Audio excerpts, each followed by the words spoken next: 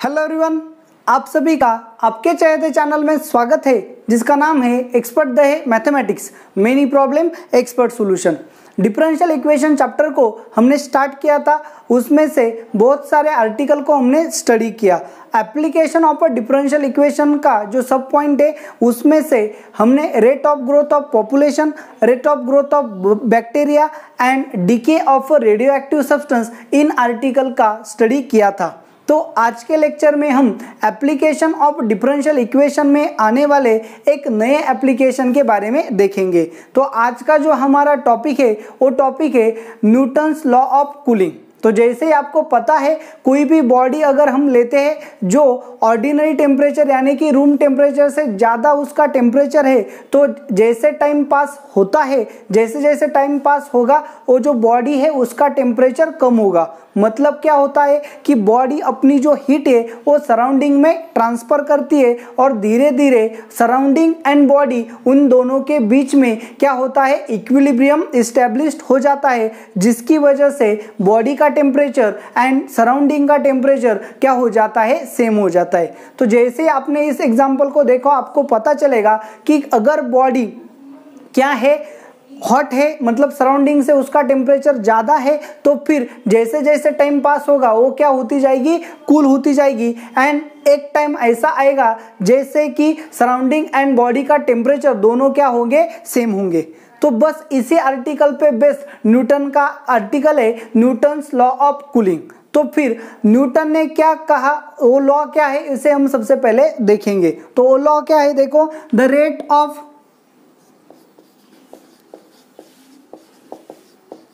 rate of change of cooling of a body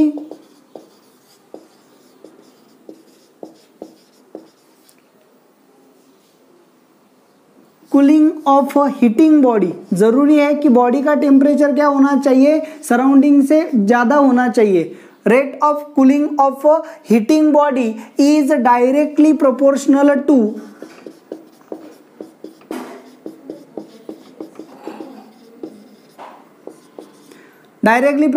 to the change in temperature, या फिर आप उसे difference बोल सकते हो, डिफरेंस इन टेम्परेचर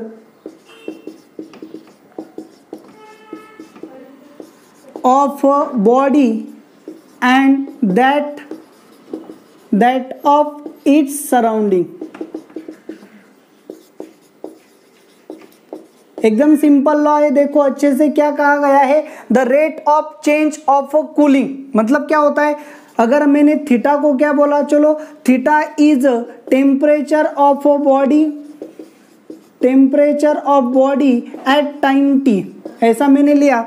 इसका मतलब D theta upon D T, ये क्या होगा, rate of change of cooling होगा, rate of change of cooling.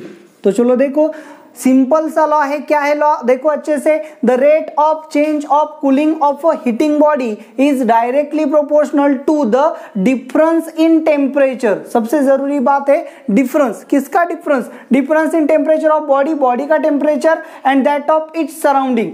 तो सराउंडिंग का कुछ तो टेम्परेचर होगा, तो बॉडी जिस प्लेस में प्लेस की गई है, जहां पे रखी है, वहां के सराउंडिंग का टेम्परेचर कुछ तो होगा, बॉडी का टेम्परेचर कुछ होगा। जरूरी है कि बॉडी कैसी होनी चाहिए, हीटिंग बॉडी होनी चाहिए, मतलब बॉडी का टेम्परेचर सराउंडिंग के टेम्परेचर से ज्यादा होगा। ओके, तो फिर वो बॉडी क्या होगी, कूल होगी, मतलब उसका टेम्परेचर धीरे धीरे क्या होगा, कम होगा। तो जैसे ही बॉडी का टेम्परेचर कम होगा तो उसे हम क्या बोलेंगे, कूलिंग बोलेंगे। ओके, तो rate of cooling that is d theta by d t, that is change in temperature with respect to time, इसे क्या कहा जाएगा, रेट ऑफ कूलिंग कहा जाएगा। तो क्या बताया है, rate of cooling is directly proportional to the difference in temperature of body. Difference मतलब सब्सट्रैक्शन, किसका, टेम्परेचर ऑफ बॉडी, बॉडी का कुछ तो टेम्परेचर होगा, वो क्या है, थीटा।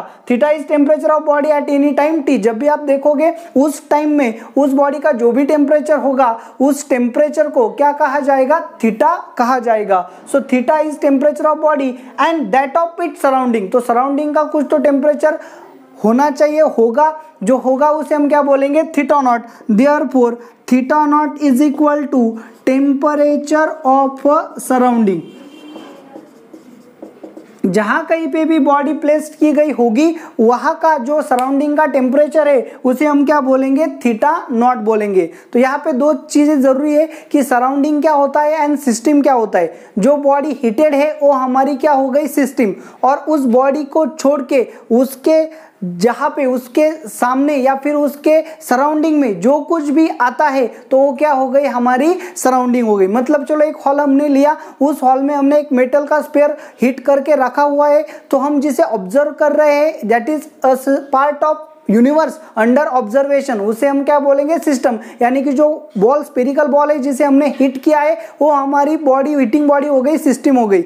और जो बॉल जिस हॉल में रखा है वो पूरा का पूरा हॉल उस स्पेरिकल बॉल को छोड़ के वो का क्या कंसिडर होगा, सराउंडिंग कंसिडर होगा। तो अच्छे से देखो, थीटा नॉट सराउंडिंग का टेम्परेचर है, थीटा बॉडी का टेम्परेचर है। सो थीटा माइनस थीटा नॉट ये क्या होगा, डिफरेंस इन टेम्परेचर। तो ये क्या होगा, डिफरेंस इन टेम्परेचर। तो लॉ में क्या कहा गया है कि rate of cooling that is d theta by D T is directly proportional to the difference in a temperature of a body. तो अकॉर्डिंग टू लॉ में क्या बताया गया है, d theta upon D T is directly proportional to theta minus theta naught, ऐसा law में बताया गया है। और इस लॉ को हम क्या बोलेंगे, न्यूटन्स लॉ ऑफ कूलिंग बोलेंगे। तो सिंपल है, इसे सॉल्व करेंगे। D theta upon D T is equal to minus K into theta minus theta naught. K क्या है, कांस्टेंट ऑफ प्रोपोर्शनलिटी या फिर प्रोपोर्शनलिटी कांस्टेंट ऐसे हम बोल सकते हैं। तो के प्रोपोर्शनलिटी कांस्टेंट है तो फिर ये नेगेटिव साइन यहाँ पे क्यों है, आपको समझना होगा, अंडरस्टैंड करना होगा। ऐसे नेगेटिव साइन हमने पहले भी यूज किया है, कहाँ पे, डीके में। डीके में आपको बताया गया था कि जो mass of radio active substance है वो क्या हो रहा है, कम हो रहा है, घट रहा है। इसके वजह से वहां पे क्या आया था, निगेटिव साइन आया था। यहाँ पे भी देखो बॉडी क्या हो रही है, कूल हो रही मतलब क्या, उसका जो टेम्परेचर है वो टेम्परेचर धीरे धीरे क्या हो रहा है, कम हो रहा है, वो घट रहा है। जैसे ही बॉडी का टेम्परेचर घटेगा इसलिए उसका रेट क्या होगा, निगेटिव में आएगा, घटेगा, डिक्रीज होगा। जब भी ऐसे डिक्रीज होगा, लो होगा, कम होगा, घटेगा, इस तरह का कोई भी नॉमेनक्लेचर आता है तो वहां पे निगेटिव साइन जरूर आता है, आपको फिजिक्स में अच्छे से पता होगा। तो फिर चलो देखो, D theta by D T is equal to minus K into theta minus theta naught. K क्या है, निगेटिव साइन क्यों है, ये मैंने आपको डिटेल में समझाया। तो अगर इसे हम सॉल्व करेंगे, D theta upon theta minus theta naught is equal to minus के डी टी। तो आपके टेक्स्ट बुक में यहां से आपको सीधा क्या दिया है, आंसर दिया है और ब्रैकेट में कहा गया है वेरीफाई।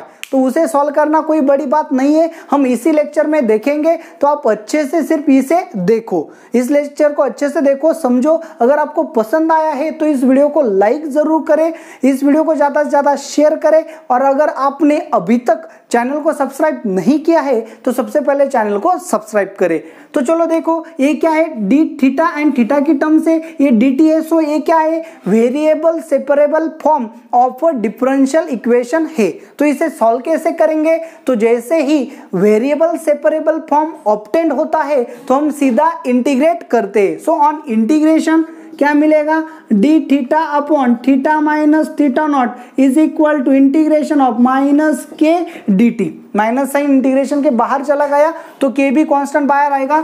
थीटा क्या है, आपका टेम्परेचर है, बॉडी का जो टाइम के हिसाब से चेंज हो रहा है, मतलब वेरिएबल है। थीटा नॉट सराउंडिंग का टेम्परेचर है, वो कांस्टेंट होगा। सो नीचे दिए हुए फंक्शन का डेरिवेटिव ऊपर है तो इसका इंटीग्रेशन क्या आएगा, आपको अच्छे से पता है, log of denominator is equal to minus के डी टी का इंटीग्रेशन क्या आएगा, t plus constant of integration हमें ऐड करना पड़ेगा क्योंकि ये इनडिफिनाइट इंटीग्रेशन है। तो फिर एक्सपोनेंशियल लिया तो आपको पता है ई रेस्ट लॉग क्या हो जाएगा, identity. So theta minus theta naught is equal to E raise to minus K T plus C. इसे हम E raise to minus K T into E raise to C ऐसा भी लिख सकते हैं।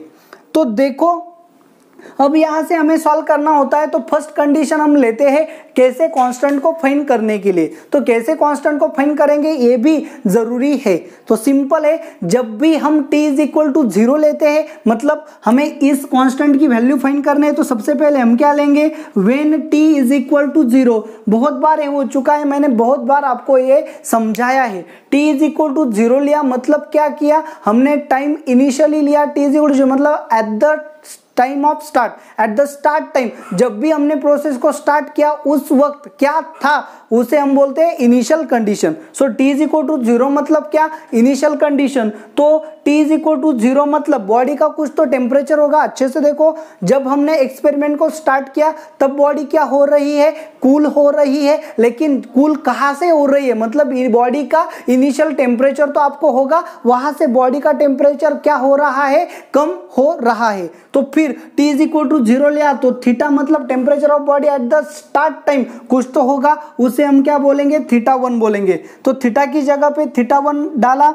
t इज इक्वल टू 0 डाला, यहाँ पे देखो क्या मिलेगा, थीटा की जगह पे आ गया θ1 minus θ0 is equal to E raise to K into 0, K into 0 मतलब 0, ई रेस टू 0 मतलब 1 इंटू ई रेस टू सी। तो इस तरह से हमें ई रेस टू सी की क्या मिलेगी, वैल्यू मिलेगी। तो ई रेस टू सी की वैल्यू हम यहाँ पे रिप्लेस करेंगे तो हमें क्या मिलेगा, चलो देखो अच्छे से।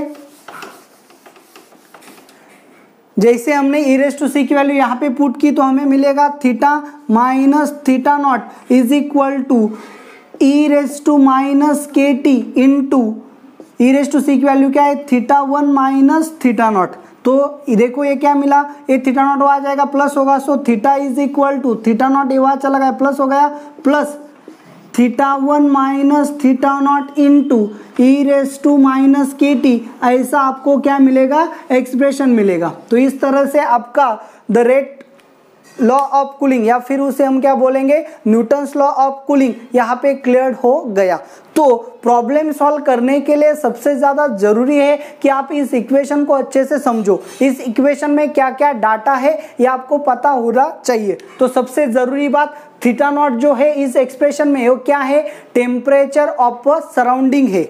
ओके ना, मतलब बॉडी जहां कहीं पे भी रखी है वहां उसके आसपास जो आएगा उसे हम क्या बोलेंगे, सराउंडिंग, एंड उसका जो टेम्परेचर है वो क्या है, θ0।